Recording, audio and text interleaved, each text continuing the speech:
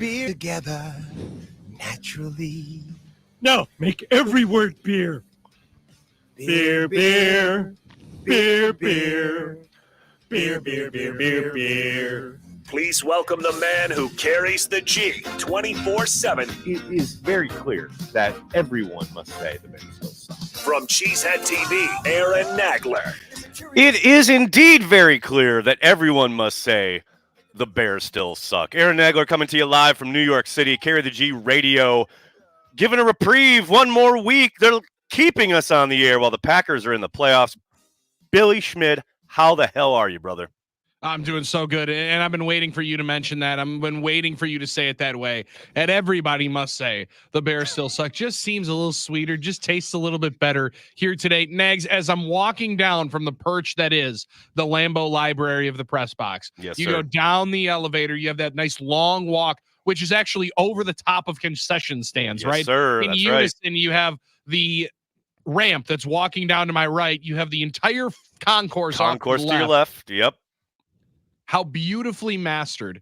Like there was a conductor on a bandstand. It went from a go pack go chant into morphing the Bears still suck. And it was flawless. It was 4 beats, boom, into the Bears still suck. 4 beats back into go pack go. It was masterful Like work a by master fans out of Lambeau DJ yesterday. was at work mixing the Yes. two together. It's Absolutely. gorgeous. It was gorgeous. Absolutely It was exactly what we needed. What's funny is the last game I attended at Lambeau was a Sunday nighter against the Bears with Zabe and company. And I remember having early? Zabe retreated to somebody had a box somewhere and it was too cold for young Zabe. It's too cold. So yeah, Zabe, Josh and I hung out in the cold and had a ball. And after the game, it was exactly as you're describing there. It was just a perfect chorus of Go Pack Go melding kind of the mega mix with the Bears still suck. Yes, some would call it a Jock Jams mega mix of the Bears still suck right into the parking at lot. Lambeau. The Lambeau version obviously includes 2 Unlimited at some point being thrown in there. You know? Yep, no doubt. Y'all ready for this? Y'all ready for the Bears still suck? And then randomly Todd Rundgren runs on in there and he gets himself on it. He gets himself on in there. No, Stadium View was bouncing. It was a heck of a night at Lambeau on Sunday, and well deserved for Packer fans to celebrate that dub. Without question. And look, we got 2 hours here, right? We got Carry the G Radio for at least one more week after this. Like, come what may against the Cowboys. But we will look at the Cowboys a little later. But right now, I do want to marinate in the beating. Yet another trouncing of the Chicago Bears. Because let's be honest, 17-9, it wasn't that close. No, I mean, the Packers shot themselves in the foot a couple times. Bears never really stopped them, per se. You know, the Packers did it to themselves more than anything else. But, I mean, what is this, 10 in a row? Matt LaFleur's never lost to the Bears. All-time lead in the all-time series. Clearly a bushel full more championships. Like, as Jesse here on my Facebook page is saying, is it really a rivalry anymore? Can we just say the Packers have won? Like, it's over. The rivalry is done. There is no rivalry. As Aaron Rodgers said last week, if they never win, is it really a rivalry? It's fun to call it one still because it's just holding on to the memories of the past when it was back and forth. But this is kind of the way that it goes, right? One team kind of dominates it for a stretch. Lack of a better term, a generation, right? I mean, I grew up knowing nothing but heartache against the Bears, so I'm aware. Yes, and there's a lot of my friends from south of the border who have really never. They still hold on to Thanksgiving and Shane McClellan as the only times that really they've been able to talk junk in the last decade of wins. Amazing. The last time they won was 2015 at Lambeau Field, Nags, and it took on a rainy Thanksgiving evening. Yeah, it took 38 degrees and sideways rain for them to be able to hold off on a 4th and 2 at the goal line. Otherwise, they're going to lose that one too. Trivia question for you. Who was the Bears' offensive coordinator in that game? Everyone remembers Jay Cutler was the quarterback and dicing up Dom Capers' defense, but who was the coordinator, the offensive coordinator for the Bears? That would have been a John Fox team. Mm-hmm. Oh, man. Would it be Darrell Bevel? No, that's a good guess, but no. Who was it? It was Adam Gase. Oh, man. Can you believe that? Man. The last time the Bears won. Got him a head coaching job. Adam Gase was the offensive coordinator for Jay Cutler. That's how long ago it was. I mean, Nags, now this is not as impressive. It's only a couple, but my young son has never been in a world where the Packers have lost to the Chicago Bears, right? And we'll celebrate the first birthday coming up during the divisional round weekend. So, hopefully he's watching a playoff victory here to start out the run here. But it is a beautiful thing. It's one of my favorite parts of being a Packers fan is the rivalry, quote unquote, against the Bears. It is. I mean, you embrace it. It is the history behind it, but it's also made a lot sweeter that 50 of the last 65 times these two teams have lined up on a football field since 1992. The Packers have gotten the better side of them. And we have the ultimate trump card. We have the ultimate game over tag when you bring up the NFC title game. It's all over at that point. Beautiful. It's so beautiful. I will say, I was listening to you guys interview Aaron Jones this morning on 9 to noon, and I did like trying to tease out a little bit of wasn't it sweet to beat the Bears? And he's so diplomatic. You've seen now a couple times this season where he has gotten into it, both with the Bears and the Vikings. And Aaron's been around a long time. He knows the rivalry. He feels it. He understands it probably way more than most of these young guys do. But he's still so diplomatic.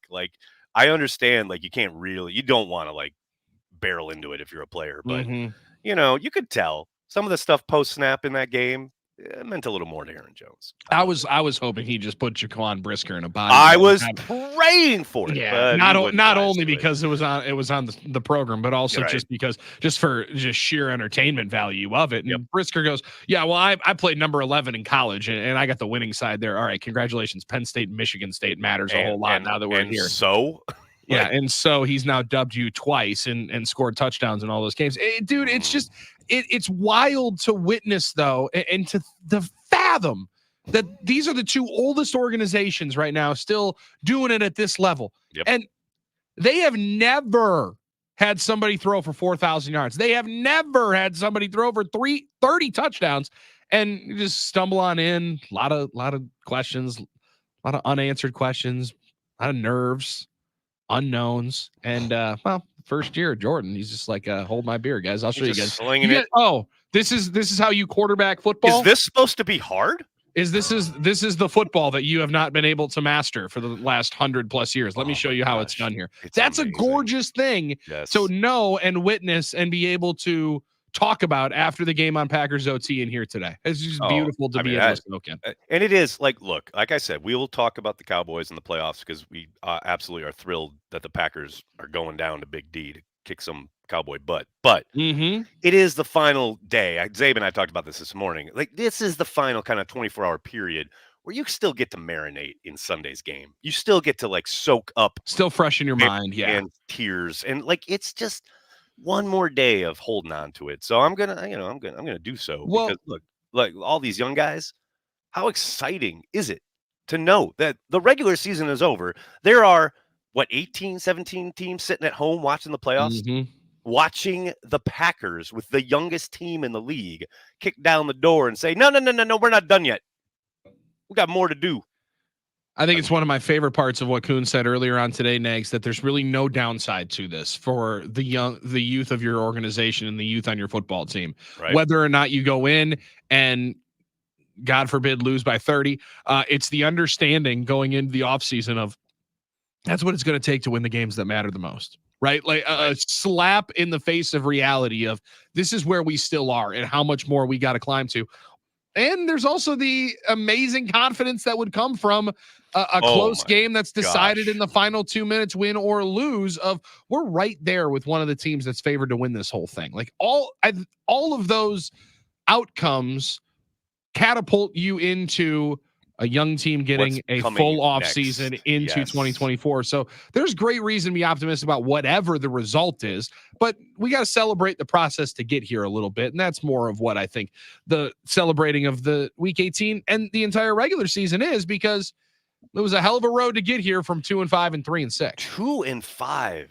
Remember what that felt like? Remember when all the talk was about tank radio and who are they going to take at quarterback? And maybe they'll get Marvin Harrison Jr. To now, it's like the sky is the limit for the offense. Still probably have some questions on defense and some development there to work out. But man, what an exciting season. And, we talked about it a little bit this morning, but man, shout out to Matt LaFleur. The fact that he calmly navigated these waters, both the highs and the lows, and, was pretty steadfast about what he believed in and how he wanted this team to operate. I mean, you can't look at this work that he's done and not give him, at least, even if you're not a LaFleur fan, some begrudging respect for getting this team where it's at, as young as it is and as green as it was. I mean, comparative to what they were doing back in October to how they're playing now, that's just impressive. It's just an impressive job. Could you imagine of going and talking to Matt during the bye week and seeing where his headspace was right to where they are now? Because in the bye week, they're in the midst of what would ultimately be a 42-day stretch where they would not win a football game, right? Where they are trying to figure out how on earth they're going to be able to not only coordinate an offense that puts up 20 points in a game, let alone 30 or so. It's how on earth are we going to get ourselves to a point where, Aaron, we can play some competitive games and get a good look and a full read on what Jordan is, right? Are we going to be able to get a full true read, or are we going to do what that team to the south has been doing for the last 3 years and making more excuses for why it's unclear, right? The offensive line's not good enough. The pass catching unit's not good enough. Are we going to have enough around to get a full assessment?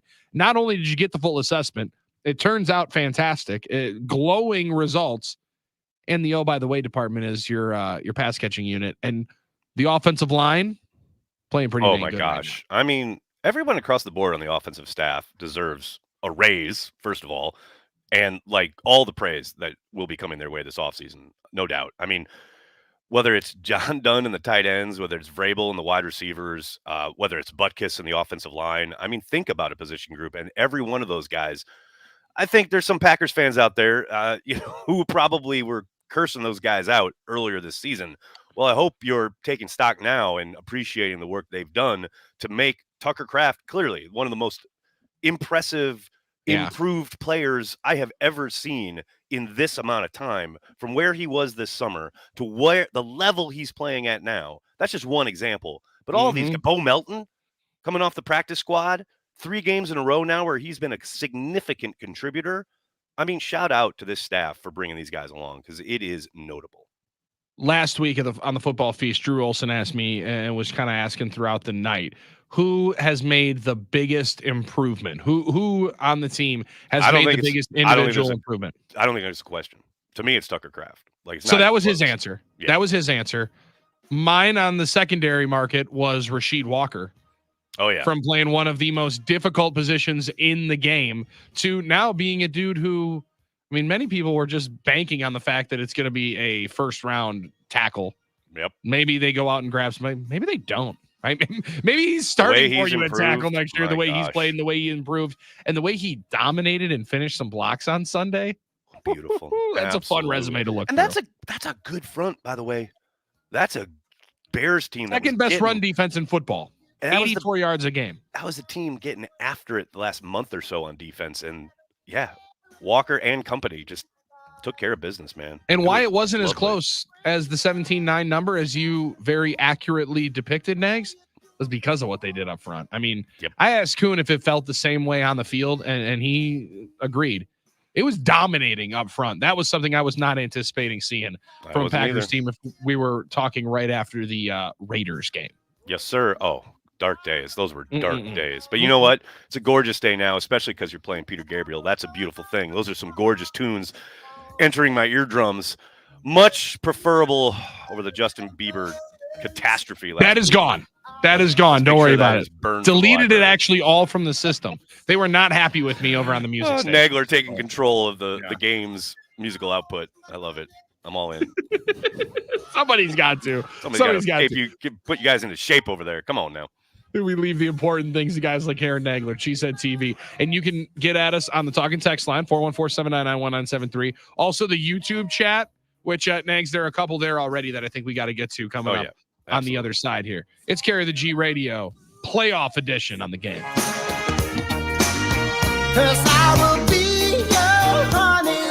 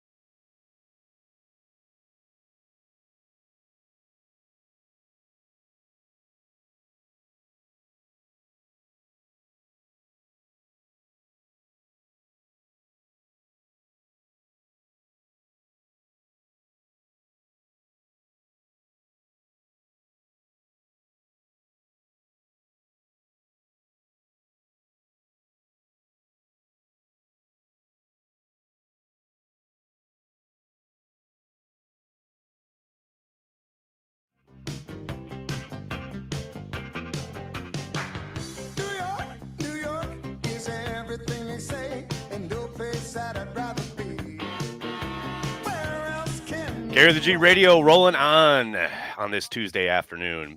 Bill Schmid trying to work out his anger at the non-snow day in Milwaukee, apparently, if I'm reading Twitter correctly. Dude, okay. Nags, you're with me. I shouldn't speak for you, all right? You grew up in Wisconsin. I'm probably with Billy. I'm with you more than I'm against you in almost all things.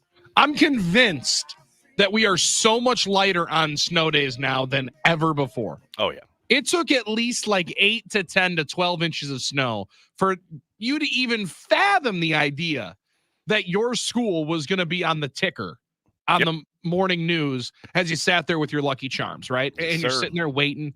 And now yours was easier, right? Because yours was you knew if Appleton was off right away. Well, no, because wait.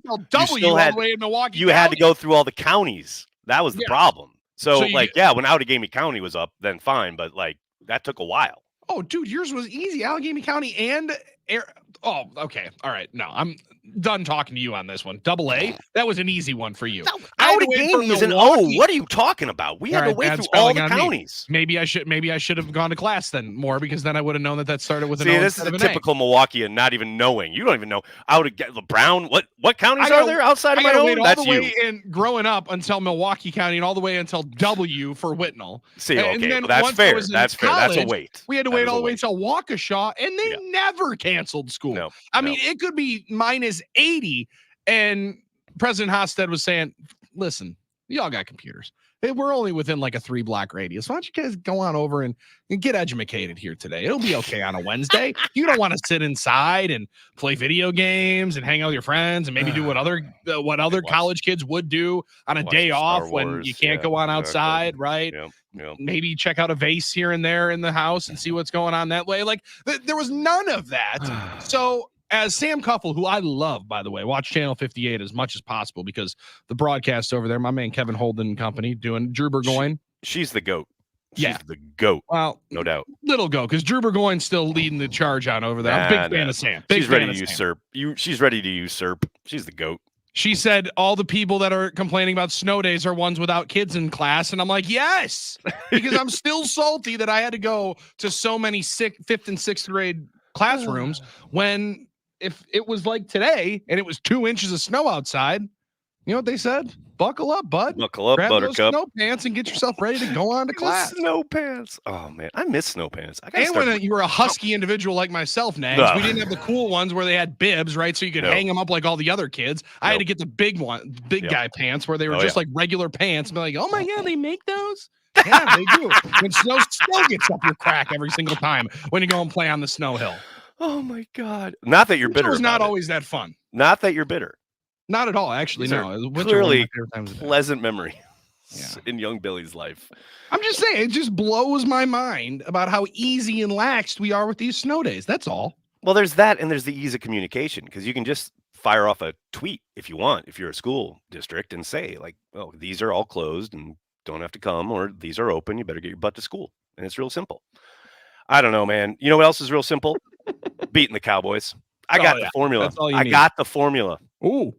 Just run at these guys. Run at them again and again and again. I'm thinking of a Marshawn Lynch quote that I can't repeat here on air, but just run through a guy's face again and again and again. Mm-hmm. That's how the Packers beat them last year. When they were down 2 scores heading into the fourth quarter, they didn't panic. They didn't go 5 wide and start throwing it all over the yard. They kept running the football. And especially against this Cowboys team with so many athletes on the defensive side of the ball, guys who love getting upfield, love getting after the quarterback, run right at them. That's what they're going to have to do.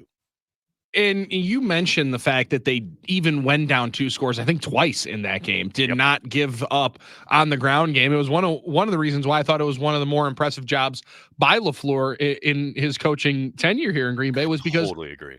Because he didn't abandon it, Nags, and let the game feel like it got away from you too quickly, so you couldn't. Because if you drop back and pass the ball 40 times against these guys and make it pretty clear, Parsons, Lawrence, and company are going to pin their ears back, and they're going to make that young offensive line look like a young offensive line, because they're that talented up there, and they can come from a lot of different spots. I'm with you on that. It feels like it's got to be a game in which you control the clock, and best defense might be your best offense couldn't agree in this more. game. You're going to Keep have them on to the score sideline.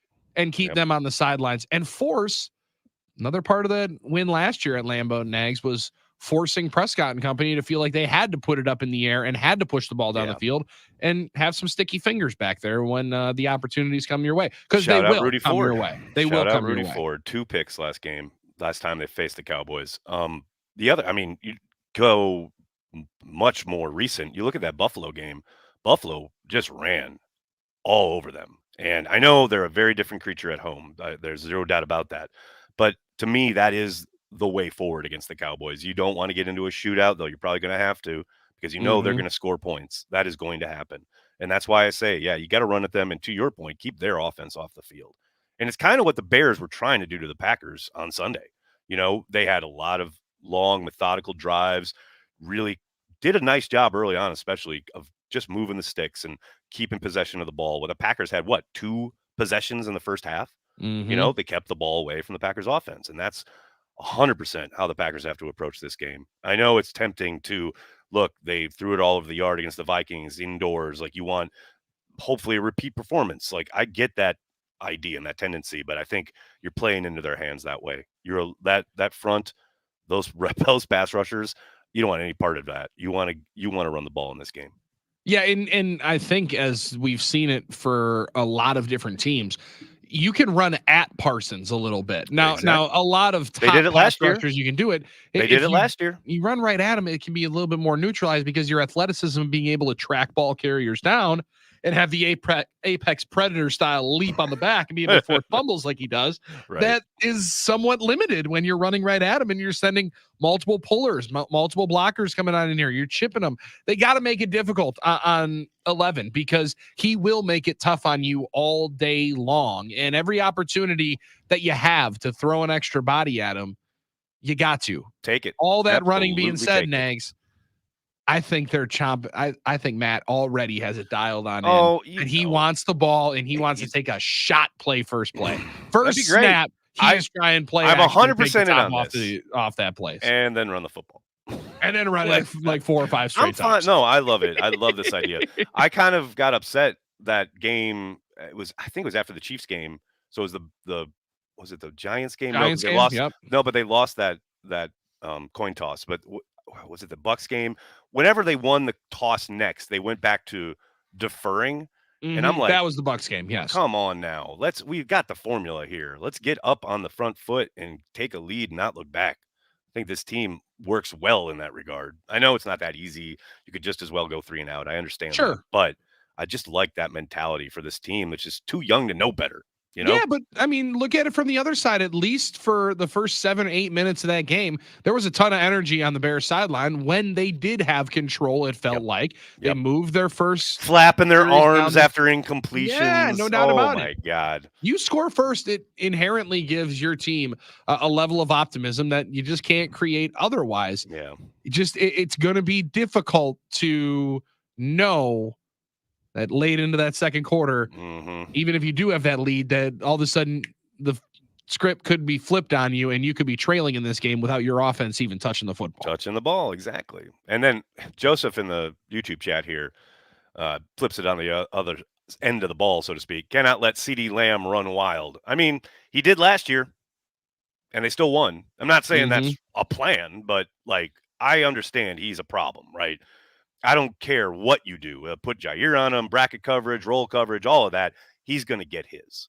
And also, Prescott's 2 interceptions last year, at least one was like directly because of a miscommunication with CeeDee Lamb that led to the pick. Another one targeting Lamb. So it's like it can be slowed down a little bit, but you're never going to shut him down. Like, he's going to get his. That's a contain and hope that his 6 catches for 107 yards don't break the game open, because he's just that kind of weapon, dude. I mean, think about their last home game, and I know they're a different outfit at home. They've also been a different outfit the last 4 weeks, right? I think they're 2-2 in their last 4 games now, including 2 L's to AFC East teams that are both in the playoffs, and the Dolphins and Bills respectively at their places. But they got lucky against Detroit. I was going to say, did they call a really spade drape themselves here. in a lot of glory in their 20-point outburst against Detroit, where Right. they probably could have lost and should have lost? Their really only explosive play for the first 40 minutes of that game, Nags, was a broken coverage on the back end when the aforementioned CeeDee Lamb was able to break. Yeah, it's a spectacular play. Prescott rolls out of heat. He probably should be the most sacked ridiculous on the play. miss of us. Although I will say that's the modern NFL. That's a defender who's scared to hit the quarterback. Yes. In any meaningful way. Clear cause and effect of new rules in the NFL as to why that guy doesn't finish him to the floor. And then it's a 94-yard touchdown, and it's a totally different ball game from there. So you limit that outlier and make them earn it all the way through. People hate this part of the conversation. Teams like the Cowboys are the offenses that give Joe Barry's defense credence, right? Like, this is why you have a bend but don't break, keep everything in front of you offense, where I'm going to make you earn it all the way down the field, and at some point bank on you making a mistake, and then we got to capitalize on it. I mean, I understand it intellectually. I just hate it aesthetically, and I hate it in the moment. Fair. Like, yes. After the game, I can look back and go, well, that was effective. But during the game, I want to burn it with fire. Yeah, midweek it hits a lot different. Exactly. Right? Like, I mean, when you're game planning up, you're like, dude, we're going to make them have to go 11, 13 plays. Like, we're going to get one in here. And then they go like 8, 9 plays and score a touchdown. Score from 75 yards. That is the Joe Barry special. On the flip side, I know we got to take a break, but on the flip side, we can talk about one Joe Barry. And because now I know the prevailing thought process among Packers fans on the internet that I have seen is, oh gosh, he's on the precipice of saving his job. And I want to get your take on that, Billy. Because that was the heart of our Twitter poll question earlier on today. And a little bit more optimistic, Nags, than I was anticipating these Packers fans were about what Joe Barry did. They blow with the wind, these Packers fans. I know what it's like. We'll see if Sunday's the swing vote in determining if that's the answer next year at the defensive coordinator spot. Aaron Nagler's right there. I'm Billy Schmid. 414-799-1973 is the talk and text line to get in touch and ask Aaron Nagler a question on Carry the G Radio. You can do it right after this on the game.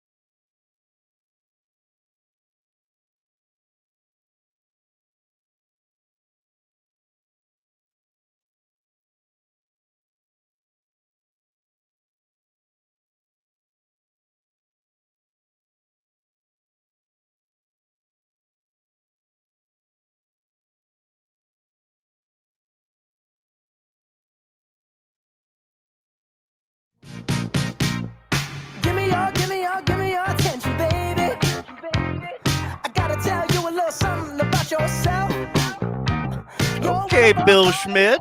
Okay, throwing it down over there at the iHeart Metroplex in the greater Thank Milwaukee God. area. I was gonna be so mad if you had something bad to say about Bruno Mars. Like I love I was gonna Mars. say we were gonna have a verbal spat here on the air if we were gonna start going hard. Third best halftime show at the Super Bowl I've ever seen. Okay. Prince Here in number New York, one he for was you, I'm amazing. guessing. He was amazing. Here in New York, opening with just a solo drum, pinpoint spotlight on him, starts banging on the drum, and then they launched into just an awesome show. Bruno Mars, man, he gets after it. I've passed the opportunity to go see him once, maybe twice in Vegas. And go see him. I'm not going to do it again. I was listening to now some people say maybe you have a problem if you're watching people play slots on YouTube, but so I was watching this guy play slots on YouTube, and he was telling me it's the most silly sentence I have ever heard. Yeah. So I'm watching my guy Vegas Matt, and he talked about going, and they actually make you leave your phones as you walk in so that you're not recording, not taking too many videos, not that you're just immersed in the atmosphere in the show. 2024. That's not very 2023, 2024 of you, but I'm excited to go and experience what that's like. I mean, he puts on a show, and to your point, yeah, Prince is my all-time favorite. Another man who knew how to put on an exquisite performance. Number two, you don't strike me as you were enjoying Snoop lighting up the blunt before the halftime. I did. No, I enjoyed the Avengers of 90s hip hop, but that wasn't number two. Avengers of 90s hip hop. That's my daughter's. That was my daughter's. 100%. Madeline made that. That's a great call. That's a great one. I'm going to start using that one. I can't even think. Maybe the Who at Super Bowl 42. Oh no, it was like that was like the ghost of the Who. No. Okay, not a good one. Not a good one. No. What was number two? I'm missing Beyonce. Middle of the sandwich. Oh, okay. Beyonce. Come on. You talk about someone who knows how to put on a show. You know, it's not just like we're up here singing a couple songs. Like, dude, it was so good that they blew the lights out of the building. I mean, that's when you know that you have yourself a heck of a halftime performance when they run out of power for the third quarter of the biggest game in the entire world. It was good stuff, man. Good stuff. Good stuff as well, coming from a bunch of people on the YouTube chat. We got all sorts of stuff that people want to talk about. First off, I'm gonna hit you up. Well, what we were talking about before we went to break. Joe Barry, saving his job this Sunday. I don't necessarily know about this Sunday because I do believe that it's I used the painting analogy earlier that, you know, you got the canvas, right? And we're putting a Bob Ross special together here. We got a lot of pretty clouds up here in the top. We've had some very angry clouds, right? Some very angry Tampa Bay Buccaneers clouds, very bad, naughty New York Giants clouds. But we're finishing up the sky and you're clearing everything on up, but the work isn't done yet. And I think that there's a lot of ways. Not complete. The picture's not complete yet. I got to see the whole picture for it because, you know, there could be one big brown streak in there, even if you get a big win coming in this week in AT&T Stadium. And then this big 45 pointer just goes right across the side of it in Santa Clara. And maybe it's a little bit different. So I think he can go a long way into preserving it, but I don't think he can lock it up coming up this weekend. Yeah, no, and I think that makes all sorts of sense. And I know there's been a lot of like chatter and rumors and reporting around his contract being up. So Matt doesn't necessarily have to straight out dismiss him. He could just he's a big fan of that. Yep. Just could. He is. That's what I can only imagine. Yes. Legit what he did with his last coordinator, right? Yes. Like he could absolutely go that route. There's no doubt about it. For my money, it's like, you guys know, anybody who's watched or listened to Cheesehead TV for any length of time knows. I just think if the goal is to win a championship, which it clearly is, it's title town. It ain't hang around town. It's time. Like, you know, you're not winning a championship with Joe Barry as your defensive coordinator. There's not one piece of evidence that would convince me of that. So they've had a nice stretch here these last couple games. I mean, beating Justin Fields and Jaron Hall and Nick Mullins doesn't move me. It doesn't sway me. Like, I need a much better performance, maybe starting Sunday against the Cowboys. But that's where I sit, where we saw it last year down the stretch where the defense improved somewhat, especially when it came to taking the ball away, limiting scoring. They do that this Sunday, then I think the decision gets a lot harder. But I don't anticipate that happening. I think is Yeah. going to end up being a bit of a track meet. It would have to be a pretty special performance, I think, for many too. And like we put it out earlier today on a poll question, 42% of the people, when we said like how many points does Joe Barry need to hold the Cowboys to save his job, 42% said no. I don't care what it is. I don't care what it looks like. I don't care how it happens. I don't want him back. Nags, I would have thought it was closer to like 70, 80%. We're going to be in that camp. So there's definitely more tide's turned a little bit. Fans that have turned the tide a little bit. But your point is one that I have not, that argument is one that I don't have a very good counter to, of if the goal is championship, what have you seen out of not only this stop, but previous, that would show you that this is a championship defense and able to perform that way in January? He has closed the year extremely well in the last 2 years, right? Now, like 2021, there were a lot of people throughout the regular season that felt that way. But then you hold the 49ers to no offensive touchdowns in the playoff game, and there's optimism going into 2022. 100%. Like, dude, they're going to have a top 10 defense. Last year, let down week 1 in Minnesota and spend the first half of the season basically wasting away on the defensive side of the ball. Yes. And then later into the year, the turnover fest that was weeks 13, 14, 15, 16, 17 last year kind of saved the job again, even though, you were unable to get a stop when you needed it most in the final game. So like that's where they shouldn't necessarily matter more, but I do believe these late season games do matter more. It's just human nature. If it's the last thing you remember, it's going to be ingrained in your brain, in your decision-making process, just a little bit more. Just look at it through the entirety of his tenure. That's what I keep coming back to. And you can talk about these outlying games where, they had a great performance against the 49ers with who at quarterback? Like, you've got to be able to stop the best teams. You have to raise your game against the best quarterbacks. More often than not, Joe Barry, can at times have a game where, everything falls into place. Like, say, people who are on the chat talking about top 10 scoring defense. Great.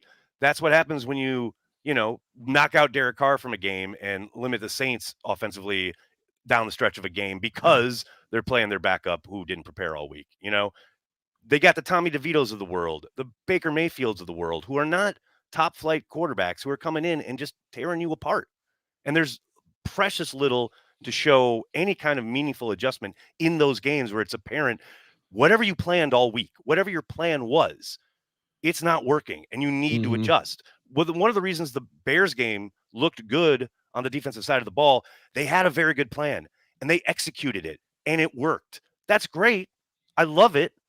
But that's not the kind of end all be all to get you to a championship. You have to be able to be multiple. You have to be able to be nimble in the moment.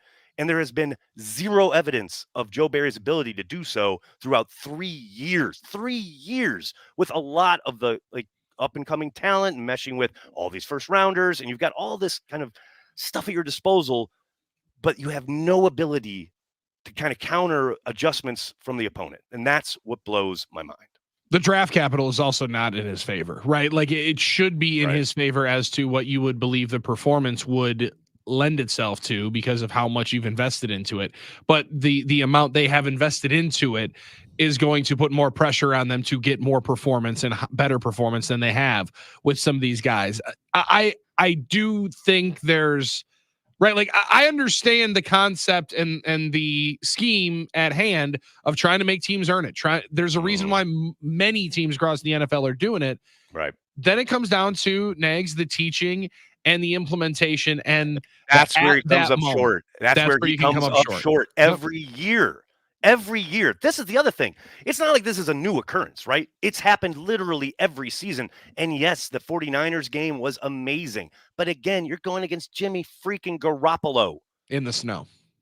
I mean, I'm sorry. I'm happy that it happened. I had a ball watching the defense in that game. Hated the ending. But the expectation there, and this is, Matt kind of jokes about this at times, but that's the old coaching adage, right? Well, now you done screwed up. Because you set the standard. If you come out week 1 the next year and play like that and have the same kind of approach and dominate the Vikings week 1 and you're off and running, Barry's in a very different place right now as far as this narrative and conversation goes. But the fact that they spend the start of every year just kind of relearning and readjusting and figuring out what works best with this crew, It's like that is your job as a coordinator. That is your job. And the fact that it takes half a season to get things even set, let alone headed in the right direction, is an absolute indictment on him. I do like this question though from Justin on the YouTube chat. Yeah. What if Barry is not let go? I mean, like just what are you because it has kind of felt like it would be inevitable, Nags, but what could get better? I mean, you would hope that another year in the system that these guys, it is a complex. Oh God, scheme, how many more times we say another year in the system? Better. Fourth year running. Yeah, it would be a little bit difficult. It would be a difficult sell again going into next year. The goal is to win a Super Bowl. A championship level defense is necessary. What has Joe Barry ever assembled in 3 years that gives you even hope that that's going to occur? No, I mean, they sacked Baker Mayfield 5 times. So, I mean, like, that's awesome. And then when it was 2nd and 20, they gave up a first down. They get heat on the quarterback. I mean, they can get it with this. Is like this. You're starting to turn into the Detroit Lions over here. You're hanging up banners for the division. Oh, no, I'm pretty much in full alignment with you. It's just it seems to feel like there is a separation soon. However, you gotta keep focusing on it right now. And like as much as you believe and hope that there are better days with something else, grass ain't always greener. So let's make sure that we go and play on the 100 yards of grass that we're going to play this week and put the best foot forward and try to go and get it. Artificial turf anyway. Yeah. Well, I mean, yeah, it's somewhat grass. You know, they got to have it artificial because they got to have 84 concerts a year down there in Jerry World as well. I love that the Packers never lost down there, but I hate this building. I hope you don't hate Jim in Kenosha, who's up next here on the Talk and Text. Jim in Kenosha? I've been waiting for Jim in Kenosha. I've been waiting for Jim. Thank God you're here, Jim. What's up? What's on your mind, buddy? I thank you for waiting for me. Thank you so much. No problem, man. You talked about the bandwagon Packer fans that were naysaying the whole operation, and now they're back on the bandwagon. What do you say to those kind of fans that I don't care if you're a diehard North Central, whatever league, and all of a sudden you're back on the band, but you wrote off Love and everybody, and this isn't going to go anywhere. But I myself say, the kid really stood up strong, and he came through, and I got to compliment the young man for doing what he did, and he didn't call out anybody and talk to anybody negative. But what's your opinion on people that just jump on the bandwagon because your team's doing better now, but you wrote them off 6 times before the game was even ended, the season ended? Right. So that's my question. That's a good question. My standard answer here is, and this is something I really do try to adhere to and believe, like, I'm not going to tell anyone how to fan. Like, you fan how you fan, man. That's fine. I get it. We're not all the same. We don't approach the game the same, or even our relationship with the team in the same way. I really kind of sit at the spot where I was earlier this year, where I did say, I understand people are going to jump off the bandwagon because Aaron Rodgers had been traded, right? Totally understand that, especially because a lot of younger people only have known Aaron Rodgers. Maybe they saw the tail end of Brett Favre. Now Aaron Rodgers is gone, and they fell in love with the Packers because of Aaron Rodgers. So I understand that people were going to jump, right? And even this year, like you're talking about there, Jim, like tough stretch there earlier in the season. Very, very tough stretch. I was quoting Bart Starr a lot. It takes no courage to support a team when they're winning. It takes lots of courage to support a team when they're down and out and they need your support. And my thing is always, I'll be here when you get back. Like, I'm a Packers fan. No matter what happens, no matter how well they're doing, how poor they're doing, I'm a Packers fan. So I'll be here when the bandwagon people get back. And I'm just going to say to those bandwagoners who maybe are starting to trickle back on, now have some faith in your team. Try supporting your team because they kind of know what they're doing. They've shown through 30 plus years now as an organization, they kind of understand this thing that is the NFL. I'm not saying they're perfect. I'm not saying they make every choice correctly. I just posted a Micah Hyde highlight from down in Dallas in a playoff game that gets me all depressed because they let Micah Hyde walk. I'm not saying they make every call correctly, but on balance, comparative to the rest of the league, they're kind of good. They're I think they kind of earned the right for you to just get behind them a little bit and support them. And understand that, you're going to lose some games, you're going to win some games, but they're the Green Bay Packers, and they are the cream of the crop when it comes to NFL franchises. That's me. it's That's just how I roll. I love that. And there's it's going to be difficult to it's going to be difficult to say a lot of different things to a lot of people because it is entertainment, right? So we all consume our entertainment very Right. differently. Yes. We all care about our entertainment dollars very differently and where they're spent and how they're spent and how much we really care of where they're spent. Now you care about it when it's the Green Bay Packers. You can see it a little bit more than in other forms of entertainment. You're talking to somebody that picked them to win 5-6 games. So like I'm extremely And that makes surprised sense. That by makes the way I that get that. they performed. Yeah. And Yeah. does that mean that I'm just going to blindly support every decision they make? No. Does that mean you should or shouldn't? No. Decide for how you want. But I like that I'll be here when you get back. Listen, the seats are warm, man. Yep. No one's kicking anybody off this train. That is not something that Packers fans have done or will ever be about, I believe, of saying, no, we don't want more people supporting the greatest organization in pro football. I mean, I remember going to Lambeau when I was a kid.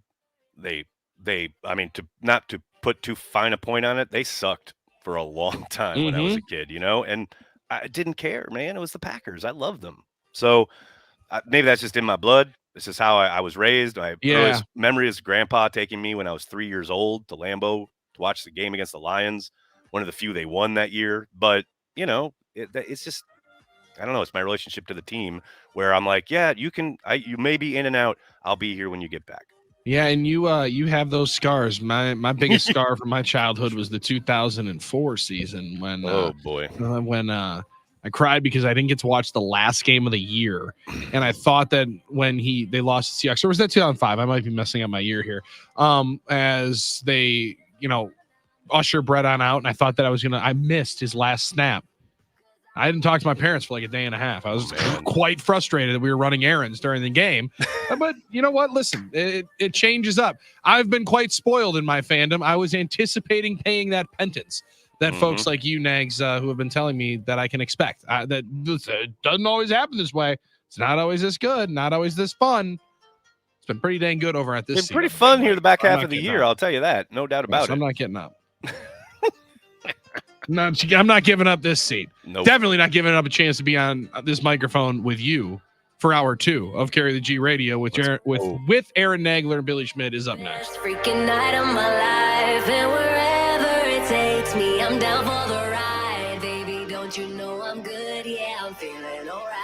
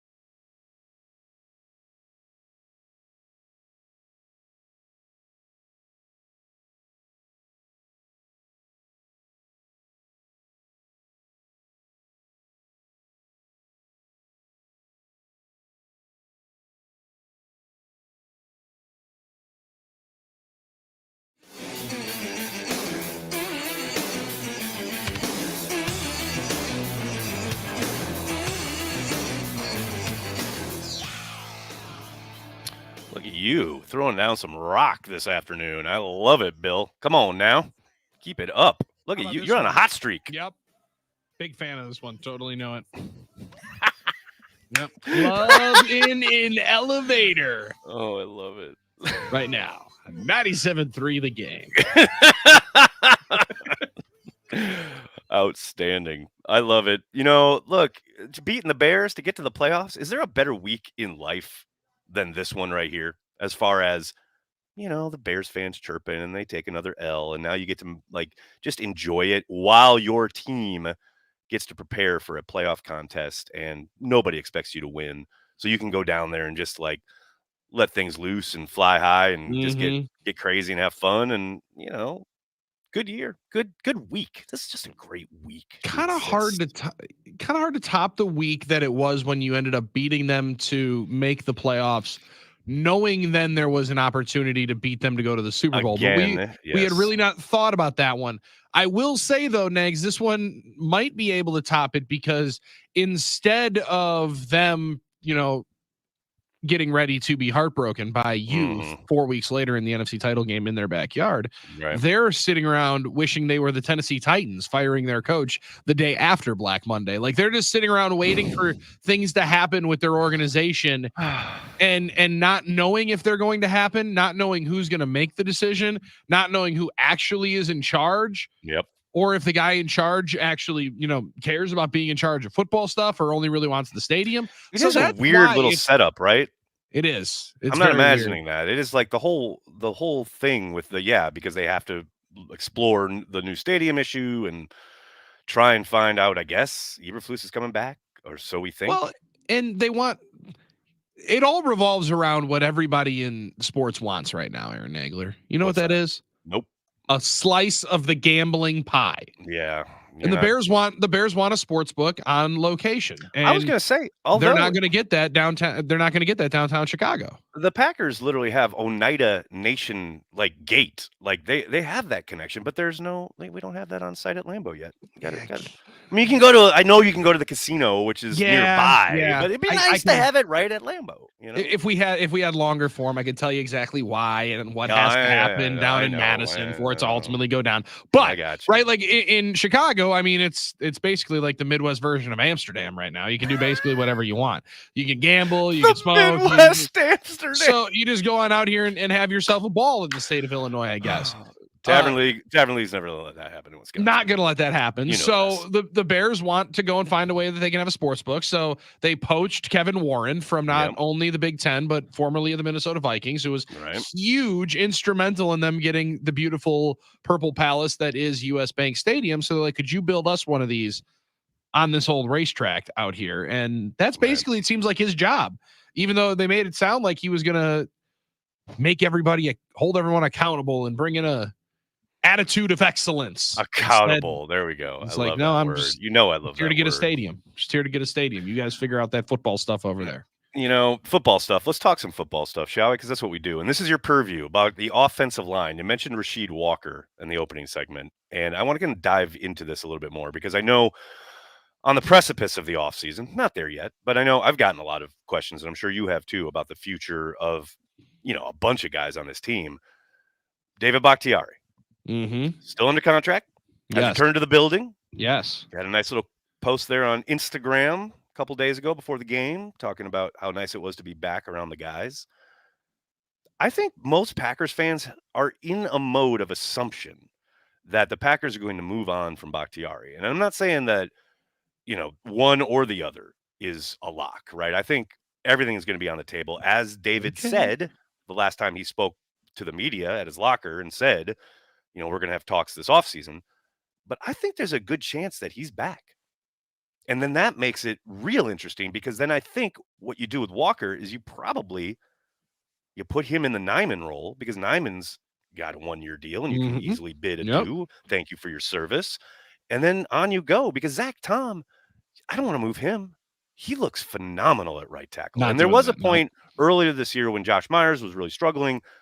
I did advocate for moving Tom to center because I thought, that was what Brian thought was Tom's best position coming out of college. But I'm telling you, the way Zach Tom has played this season, I don't touch him. And then you're talking about probably have to beef up the interior a little bit. What has this team done really well? Identify late round offensive line talent, right? Mm-hmm. There was a moment earlier this season where it really felt like, okay, they got to take a tackle in the first round, like, or at least early, right? I don't think that's the case anymore. So it's interesting how Bakhtiari is kind of a linchpin here, but there's so many things at play up front for this team along the offensive line. I'm fascinated to A, see what happens, but B, I do want to get your thoughts on it because I know, like I said, that's it's who you Sure. are at your core, Billy. You're an offensive lineman.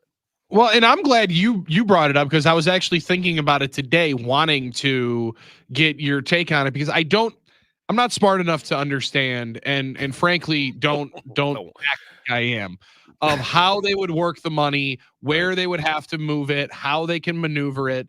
But all I know is that when it says dead cap, that means you got to pay him at least 20 million against your cap regardless, right? Yep. The cap hit right now is 40 million. Yep. All right. That's $20 million. That has to change, obviously. That's got to change. I put my faith in the dudes that know this kind of stuff and have been doing it now for the last 20 years. I assume they would be able to find a way to make that number much closer to even as to the money you would have to pay regardless if he's on your team or not. All right, is it close to him being on my team and I'm paying him that same amount of money against my cap? Because to me, it doesn't make any sense for you to be paying against your cap for him to and then send go, him. Exactly. Let him go try it somewhere else, right? Yep. Let him go see it if he can play somewhere else where you aren't playing, where you might be playing on an artificial surface, right? Where you may be in a situation where you're not comfortable with it. Like, I think Dave does more good for you than he does for any other team if you give him the opportunity to see if he can do it again, right? So, like, I don't really know that it makes that it's worth not taking the chance on, right? Maybe that's because I'm too much of a gambler, but to me, it feels like you're so pot committed to it. Why would you back out now? Might as well just see the river card and see if it works out here. And here's the thing, right? You have dealt with this injury situation with Bakhtiari for X number of years, right? Like, it has been going on for years. And you thought you had a good handle on it towards the end of 2022. He did appear in most games. I mean, down the stretch there, other than the appendectomy. But when he's on the field, and this was the case in week 1 in Chicago, when he's on the field, he's still playing at an all-pro level. Yeah. So why throw that away? That makes no sense to me. You know what I mean? That, to your point, why pay him to go someplace else and give somebody else those reps? That makes absolutely no sense to me. And yes, you can plan a little better knowing, all right, this time around, we got to make sure we've got somebody who can come in at left tackle. Oh, and guess what? You do. The guy who played left tackle for the majority of the season in Rasheed Walker and is playing at an incredibly high level here down the stretch.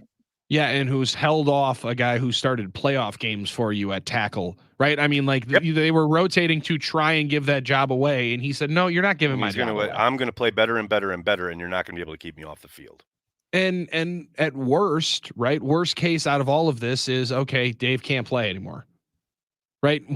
He gives it one last chance, and the other part of it, like, injury-wise, for him, I believe, and again, this is where it gets way too above my pay grade, but there's certain injury guarantees that he has to at least give it a run to then be able to guarantee that he gets the amount of guaranteed money that's still available to him, right? Like, maybe I'm speaking out of context here, but, like, there's certain things that you have to do. Can't just retire and then expect to still get your guaranteed money. You have to give the ample opportunity for it, and the Packers can't just cut you without and cite injury and not give you certain money of your guarantee if you're ready to play or trying to play. So, like, it just seems like there's way too much around it, Nags, to not give it a shot and see if it works, because the payoff is way greater for you than this is apparently Dave's now playing in Seattle and playing very, very well. Well, here's the thing too. This is all from the team's perspective, right? Like, Dave could very easily say, nah, I want to go somewhere else. Yeah, sure. I want to get out of here. Like, entirely possible, though he has stated more than once publicly that he intends to be back next season. So I can only take the man at his word. You know, and now to the Rasheed words. Yeah. Well, it's what we do. It's actually, some would say it's what we do best. To To the Rasheed Walker part of the thing, of the Right. equation, though, Right. the way he has closed the season, and I made the joke of them trying to give his job away. They're doing the same thing to John Runyon, and for a lack of a better phrase, he's kind of allowing them to, right? Sean Yes. Ryan's playing really well. Yep. He's not necessarily rising to the occasion. Rasheed Walker rose to the occasion No and is doubt. playing some of his best ball right now. And the physicality and, finishing ability from him that you saw at Penn State, Nags, is really lending itself to what he's doing right now. And when Aaron Jones has been able to run outside to the left side, Rasheed Walker has been sometimes past him on the play Right. because he's finishing an outside linebacker 4, 5, 7 yards deep. And Jones has not only the traffic of trying to elude tacklers, but, I got to stay out of the way of Rasheed Walker barreling this dude into the sideline. That's a good problem to have on the outside, but he is playing his best ball and better than I would have expected him to. And I was kind of a Rasheed Walker stan. And just when you needed him to. That's the other thing. I mean, think about this kind of explosion on offense. And I know, yes, 1,000%, the catalyst is Aaron Jones. Like, I'm not saying otherwise. But the way the offensive line has played over these last 3 games, Walker included, obviously, I mean, their improvement in the run game has been mind-blowing to me. The fact that they're starting to run like all this off-tackle stuff and counter and some power stuff, and they're doing it well. And that's not just the offensive line. That's obviously the tight ends as well and the wide receivers on the perimeter. The run game improvement all around, not just at Aaron Jones, but everything around it. That to me has been kind of the biggest surprise here because, as Matt said Monday at his presser, the protection's been pretty good all year, and there have been breakdowns here and there. Guys have, a mistake, or they don't get the call, or they screw up a slide, or whatever. That's going to happen. But for the most part, their pass protection has been on point. The run game, especially earlier in the season, was a disaster. I mean, they couldn't move people. They couldn't get anything going. It has been much, much improved. To me, that's a testament to the work all those guys have done up front because it is noticeable. Some people being a little cynical on the talking text line. Shocker there. No, you are absolutely pulling my leg. You're telling me the Packers are getting to the playoffs and David Bakhtiari is suddenly back in the building and happy to be back? Wow. Mailman Jeff, well done right there. Cynical. Jeff in a truck does say, though, I hope they keep Bach. He's been through hell and back. It's been a nightmare for him. Give him one more chance. I understand the fear of it, but listen, now some of those fears can be cushioned, buoyed, because you have seen that you can get through it on the other side and that you have capable backups around. But Negs, there's also a couple of people here, some talking about the Mike Vrabel side of things. The Jason Vrabel conversation.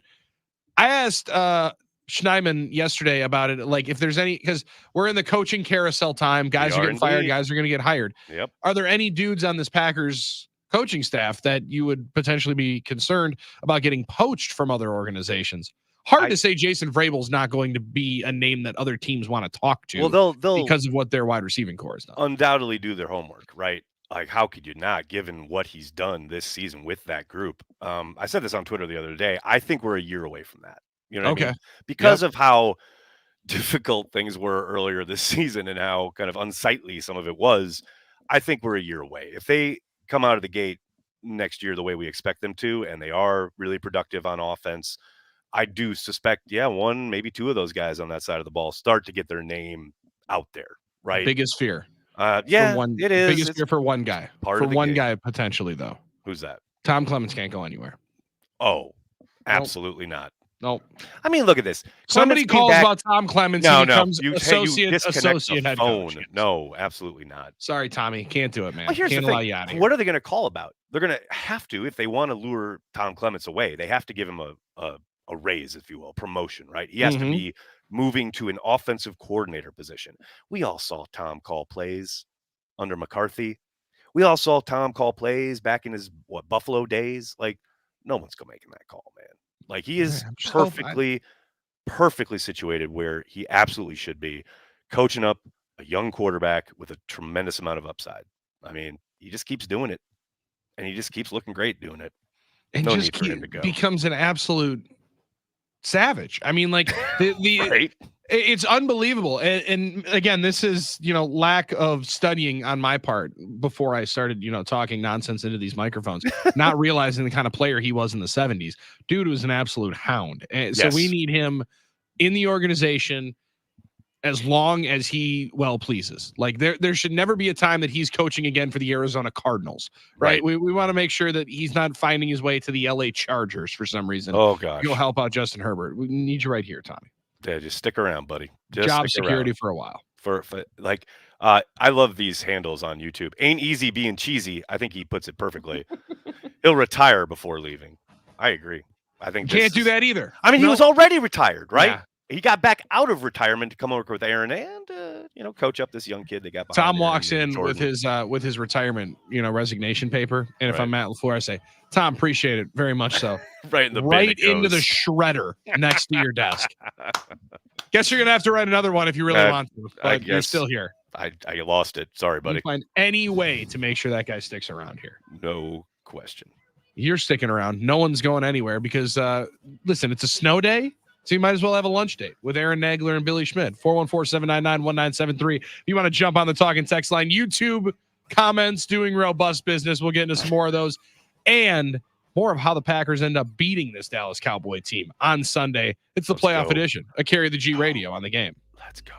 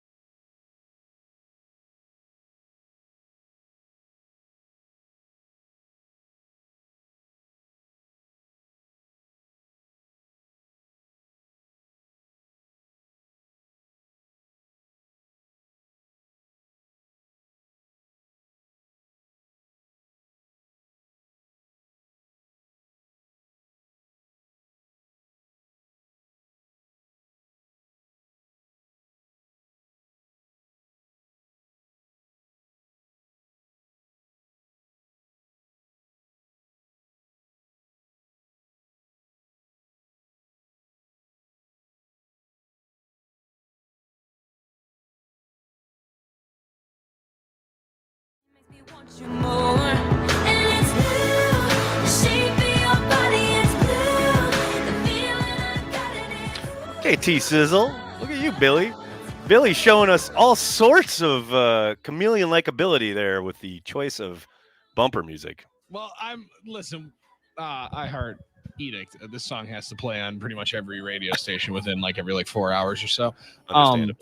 But I was more just kind of wondering what the reaction here would be, because I can only imagine that the may not love your feelings on Justin Bieber. All right, I'm typecasting here. All right, but I just want to make sure that was at least cool enough to be in. If you dare say something bad about Taylor Swift, no, man, I mean, you were gonna be in some hot Madeline, my oldest, took me to a Taylor Swift show on the Reputation tour, and I had already really kind of liked, a few of her hits. Like Style, I think, is my favorite song of hers. Like I there's some stuff I like, but I'm not a huge fan. But then I went and saw her live, and that show was amazing. And that was before the Eras tour. I mean, the Eras tour is just a whole nother level. So yeah, before they made movies, I'm down. Concerts. I think girls say I qualify as a Swiftie, so I'll take it. Okay, good. Yeah, we get that every once in a while, and I've been asked about it by some of the players because listen, the managers generally have control when we're at football practice for Arrowhead High School. They'll have control over the music that's being played. Right. And so there's a lot of Taylor Swift that gets played. Coach Schmid knows most of the songs, right? Yeah, I'll bet he does. And there's not many of the songs that Coach isn't going to at least, be humming along to, tapping the foot, singing. Yeah. And I mean, gotcha. Short shirts, I wear t-shirts. She's cheer captain. I'm in the bleachers. I mean, if that's on, then, we're going to maybe have trouble spotting the ball in period 18, Nags, because I'm singing to it. So 18 periods for a high school practice? Holy cow. What is this? The Green Bay Packers? You kidding me? 25, 22, 20. Amazing. Start de-escalating as the season goes on. You got to give them rest and recovery, right? I get rest it. and recovery days, high-low days. Come on, we're in on the science. Oh, sports science at Arrowhead. I like it. I'm down with it. I am down with it. I want to give a shout out to Carl Van Beckham on our YouTube channel, giving us a super chat. Thanks so much, Carl. Think of the Clements effect on Sean Clifford. If Clifford is as hard a worker as he appears to be, we'll have a very capable QB2 for a few years. No joke, right? Look, remember the crap, and I italicize, capitalize all of it on the word crap here, that the Packers took for drafting that kid. And then we get out on Radnitsky Field into Lambeau for preseason, and this kid is slinging it and actually looking pretty darn good. A, it's almost like the Packers know what they're doing, and B, it's like Tom Clements is pretty good. Yeah, I'm deferring to Tom Clements just being the whisperer. Like that's part of it for me. But there were a lot of people, and Nags, the people that were very loud were the college football crowd, right? Like leave this to us. We'll tell you who can play and who can't. Oh, that's always hilarious. And it's difficult. It's just so different when you go to an NFL building where certain things matter more, and makeup and intelligence matters more than just sheer athleticism and being able to run certain offenses to perfection when everything is perfect in front of you. Clifford, though, is a part of this next, and there's always going to be an effect when somebody kind of takes the league by storm, right? Right.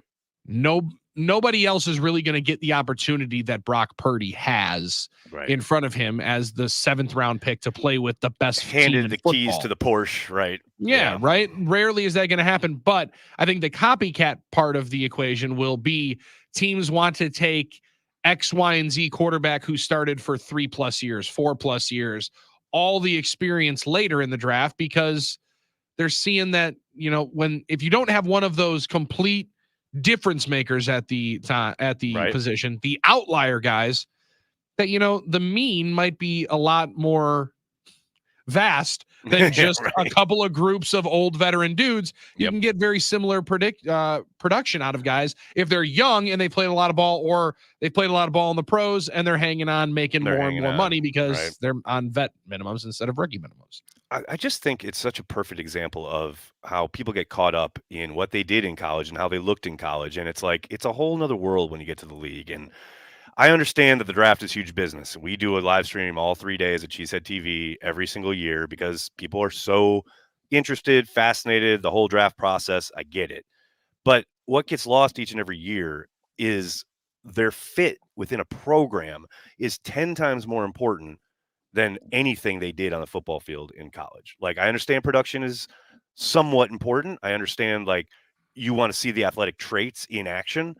But, man, like, who are your teammates going to be? What scheme are you running? What is your coaching staff makeup? What is being asked of you within that scheme? And all the projection that goes into it is stuff that never gets talked about when, oh, these are the top 5 running backs in the draft. It's like, okay, great. But do they fit? Are they going to work?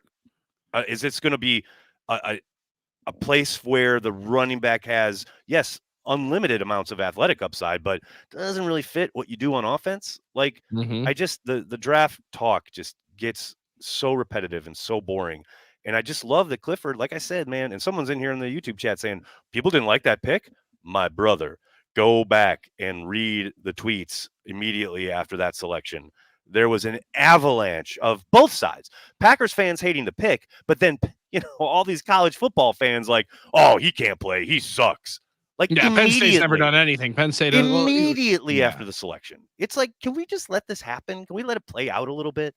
That stuff drives me insane. He was also what, like the 18th quarterback taken or like 24th quarterback taken. Like, at some point, it's like you like a guy, you identify him, might as well take him. Right? In the draft, they had 13 selections. Like, I got no problem with it.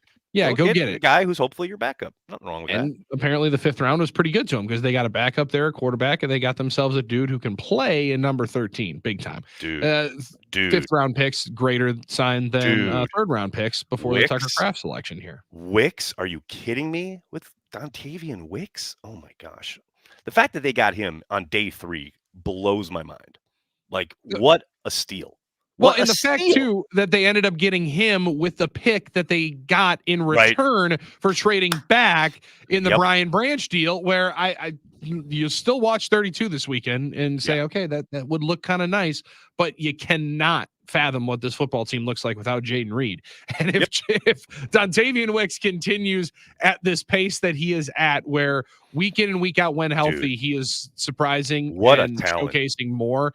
The talent is exactly right. And that shows, Nags, where talent, production, college situation can be very difficult to weigh itself in the draft process, because people watched his tape from 21 and they're like, whoa, this guy could be like one of the top 15 receivers taken. Then all of a sudden, down 22, horrendous situation happens for the UVA football team, like unfathomable tragedy. There's bad circumstances throughout the season.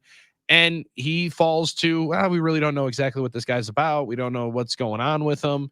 And situation can ultimately change a whole lot of that and bring out the right talent in you.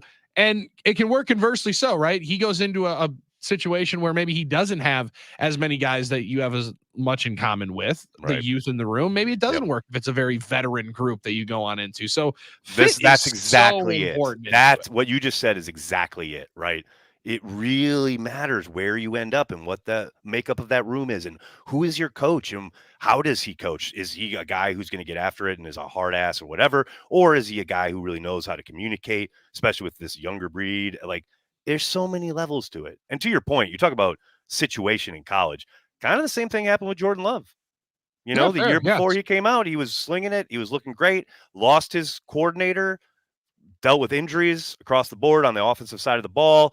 Really took a dip, right? You saw a lot more interceptions. You saw a lot of issues kind of crop up, but the talent was still undeniable. You still saw the upside was extreme. And, you know, shout out to Brian Gutekunst for seeing through all that, making the trade he did, and pulling the trigger on the kid.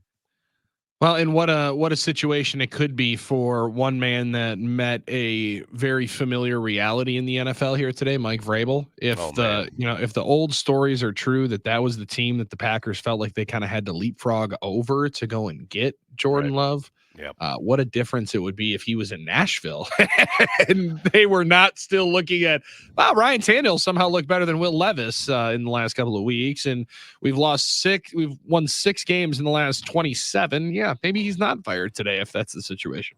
I mean, what's so great is how, I mean, just the idea of the youth on this team coming along together. I can't, like I said it the other day, I think it was on my Monday chat.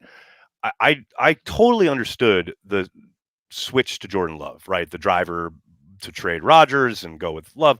I totally did not see the extreme revamp of this roster, especially on offense, to go as young as they did across the board. Wasn't expecting that.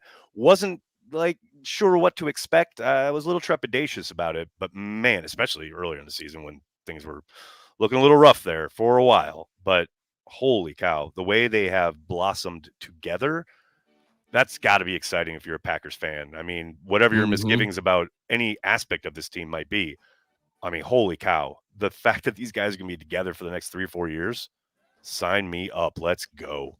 Trepidation is a great word choice for it, because there you could caution some of the extreme optimism by saying, listen, this is pretty unprecedented. You don't do this in the NFL, maybe for good reason, going this young and believing all these guys, oh, they're all going to grow together and be together. And Exactly. That's it. Exactly. In the next Every 3 time years, right? I remember Brian was literally asked, I think Jason Wilde asked him directly, like, is this the idea? And Brian was like, yep.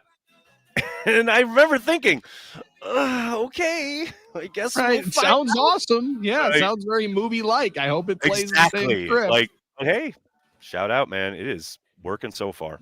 No It's like they question know what about they're it. doing. Kind of like they know what they're doing. I know we got one more to play here, and hopefully 4 more shows. No, it's going to be go. 5. Because we'd probably do one in the bunch middle more of the show shows for the Super Bowl. Bunch more shows. They're going to have to send us to Radio Row, Billy. That's what's going to happen. That's what I'm talking about. Radio on Radio Row at the Super Bowl because the Packers are there. Let's go. And Aaron Nagler going to Vegas. I'll be there with him. Nobody wants that. Nobody wants What that. are you talking about? Everybody wants that. That's what the Cheesehead TV Nation is clamoring for on the YouTube comments. What are you talking about? Nobody wants that. Nobody wants that. People salivate for that kind of content. Right. Pray for that kind of content. And let's pray that we're going to Vegas twice in the same season. Packers and Cowboys, the playoff edition of Carry the G Radio, wraps up next with our final thoughts before the game. Nags and Billy on the game.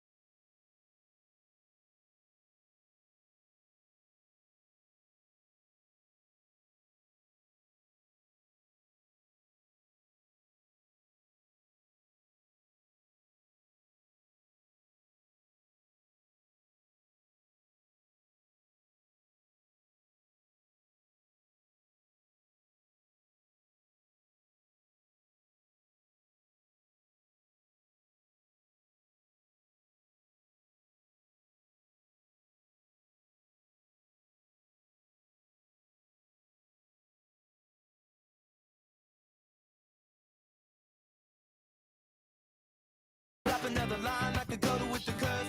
Coming like a freak show takes the stage. We give them the games they play. So say, I want something. Bill Schmid, Aaron Nagler, Carry the G Radio, wrapping up hour 2. Billy, I do want to say something before we dive into the Cowboys game and the matchup and everything that everyone on the YouTube chat is like doing a great job talking some real football. I want to give you a shout out, Billy. Salud, brother. Got myself a mug. That's got what I'm some talking beer. about, brother. Ready to go into this afternoon. Stoked for this matchup, and I really appreciate you coming along for this journey. The first season of Carry the G Radio. Whether we are back here next week wrapping up the season or whether we're talking about a divisional showdown in San Francisco, I can't believe we've gone from a rinky-dink podcast last year on Cheesehead TV to having our own gig once a week on the radio. Who knows? The next year, we're taking over, buddy. We're taking over to the moon. The pleasure is all mine. The honor is all mine, Nags. You and I have talked about this very little off the air because people would like to probably know we don't do a whole lot of that, right? There's not a whole lot of, hey man, that was amazing today. This is it. Like this is most it. Like this is 99% of the time we talk to each other is right here on the air. And it's so much fun. I've read your stuff for a long, long time, and I have appreciated your candidness with how much and the level of insight you give to the game while also being open and honest, saying like, fellas, this is what you get, right? Like I like the team. That I'm a fan of the team, just like all of you, and that's the same way that I've always believed it, right? Like I can't act like I do anything better or worse than anyone else. I just watch the game and then come on here and talk about it. And I've fooled them now for like almost 10 years to be able to let me do it, which is crazy, right? And you have now. You're not fooling anyone. You're awesome at what you do. No, dude, you've built this thing into its own full empire, and your unification of Packers fans is amazing. I've met and had interactions with Packers fans that I didn't even know existed, doing shows last year, like you mentioned, on the podcast, and this year, taking it to the airwaves, and hopefully continues to grow even more next year, because I think it's some of the best conversation that I get to do week in, week out. I look forward to it all the time. And I just appreciate you picking me to be the one that you pulled along this way, because I'm a heavy boat anchor here now, right? Like, I mean, like you are pulling up the heaviest anchor on the game. And by the way, I didn't pick you. Tim Scott forced you on me. No, I'm kidding. I'm kidding. I'm totally kidding. That would make totally way kidding. more sense. I'm absolutely kidding. Real quick, Cowboys, Packers. I mean, we talked about it at the opener. I'm going to reiterate. They got to run the football. We got people in the chat talking about 5 wide, man. You're going to give me like a breakdown over here. You got to run the ball in this game. I don't think, and I've seen people suggesting, oh, maybe Watson's back, and that changes the dynamic. I'll be shocked if Watson is back for this game. I mean, if you're the Green Bay Packers, I mean, he's one re-aggravation away from, or God forbid, like tearing that thing. And then you spend the entire offseason with him in rehab mode rather than actually working on trying to get a handle on why this keeps happening. I mean, finding an answer to it. Find an answer. You got to think long term. He's too good. He's too valuable. You've seen how he changes the offense when he's out there. Let's get that for a full season rather than a handful of games every year. Well, and if reports are true, Nags, you've made the reinvestment in him this year when you chose to not make the deal with Indianapolis for Jonathan Taylor. If it was centered around Christian Watson for Jonathan Taylor, like that's a reaffirmation that this dude is going to be a difference maker for us for long term. So I don't think you can risk it for this situation. I just spoke with one of my very, very good longtime Cowboy fan friends, and he is more nervous than I expected to hear from said individual, right? Like there's a lot of that going around the Cowboys fan base right now, and I understand it. I like them being in the nervous spot, right? As well I as being on this side of it. Played on offense. I get it, man. And for everything that's on the line over there, dude, they've won 3 straight 12-win seasons. Mike McCarthy's the first coach to be able to do that for the Cowboys. We think about all the years they've been playing football, and the first one for 3 consecutive 12-win seasons, and he's on the hot seat. If they lose this game. So like Jerry Jones literally saying into a microphone, it depends on how we play each playoff game. Like there's no couching it. Like if the Packers win this game, McCarthy's getting fired.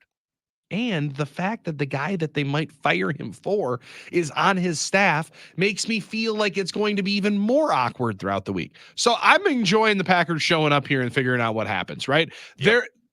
the recipe, as you say, got to run the football. I agree. But on Monday and on Tuesday when we're doing the show, if it's a Packers victory, I think the prevailing sentiment is Jordan Love was the best player on the field.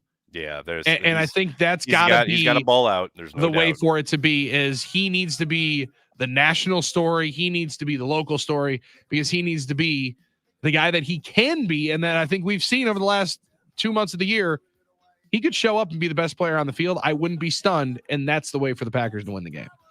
And Dak Prescott to throw you some picks. They got to be able to take advantage of the Cowboys making a couple of Cowboy-esque mistakes. I mean, yeah, Jordan Love's got to ball out. It's exponentially easier to do so if you're running the football and staying ahead of the sticks. Totally agree. To me, that's what the running game is all about. Not only controlling the clock, not only limiting their ability to get after the passer because you're running at those pass rushers, but you're in 2nd and 4 instead of 2nd and 12. You know what I mean? You're giving the ball to one of your best playmakers. Get ahead of the sticks in this game. It is paramount. Man, I'm excited. I'm excited. It's only Tuesday. How am I going to keep this up until Sunday? Oh, my God. Nags, I've said it all week. At some point this week, I'm going to fully convince myself they're going to win the game, and I'm really excited to get to that moment. Yes, I don't know exactly when it is. I'm there. I don't know when they're winning the game. I'm there. They're winning. Oh, you're already there? They're winning. Damn, you get 5 days of that. Life's too short to really, sit here and think they're going to lose. You know what I mean? They're in the dance. Let's go. Anything can happen. Why not us? Fire up that Aaron snowblower. Maybe once the snow actually arrives, that's when I'll get to that point. You enjoy that cold one, brother, and we're going to cheers one to a Packers playoff victory next week. How about That's what I'm talking about. Go, Pack, go, brother. It's been Carry the G Radio. He's Aaron Nagler. I'm Billy Schmid. Carry the G Radio on the game. To steal the power of